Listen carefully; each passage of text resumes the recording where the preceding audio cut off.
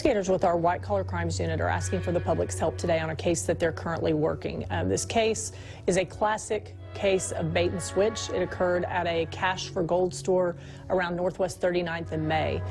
You can see from the video, suspect walks into the business. He has a bag of jewelry that he is looking to sell to cash out, get some money. He has a conversation with the employees there who actually are able to authenticate this jewelry, confirm that it is real gold. They offer him $20,000 for this bag of jewelry. Initially, he acts like he's going to accept their offer, but then a very short time later, he starts saying that he deserves more money and he thinks it's worth $28,000. The business turns him down, says they're not going to pay that kind of money, so he obviously takes his bag of jewelry back.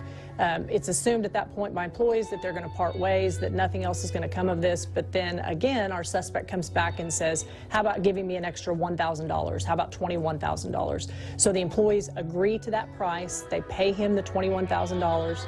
At this point, he's going to give the jewelry back.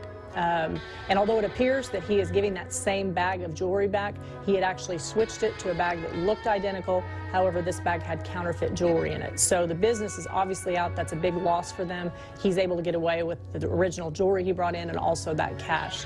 He went out and got into a newer model sports type SUV is how his vehicle was described. Good video of the man, good enough that we think if somebody out there knows this man, they're going to recognize him. If they want to submit the information to Crime Stoppers, we have a number of ways to do that.